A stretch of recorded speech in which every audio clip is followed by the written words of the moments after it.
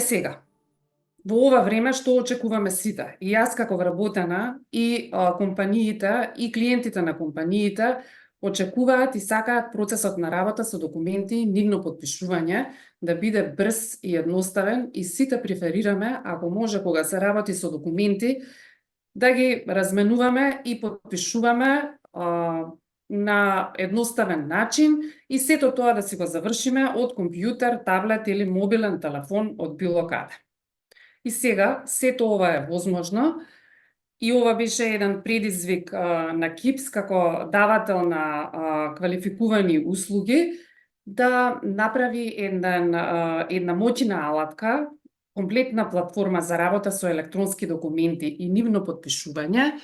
која што има многубројни функционалности и е една комплексна алатка, меѓутоа процесите кои што се случуваат внатре во рамките на алатката, а најважно од се подпишувањето, е доста брзо и едноставно. Можностите на самата платформа се многубројни, а јас би се задржала за она што е клучно и важно, поаѓајќи од себе, па и од сите ние и како вработени, и како носители на некакви бизнис процеси во рамките на компанијата. Платформата ни овозможува било кој документ кој ќе го креираме во PDF формат и ќе го зачуваме, а тоа се различни документи со кои што секојдневно работиме, договори, порачки, фактури и слично, да ги вметнеме во платформата, да ги прикачиме во платформата Sign Plus и да креираме така наречен работен тек.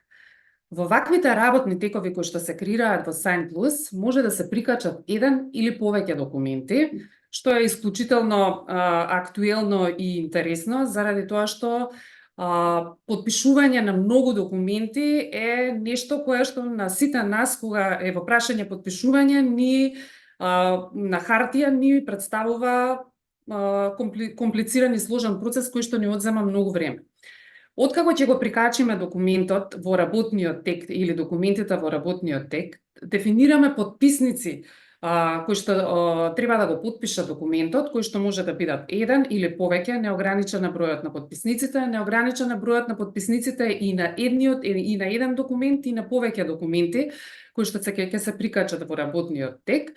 Бираме тип на електронски подпис со кој што сакаме да ни биде подпишан документот и бираме на каков начин ќе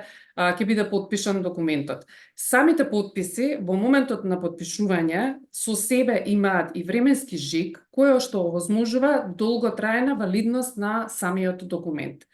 И уште поважно е кога сме кај темата на следење и управување на документите,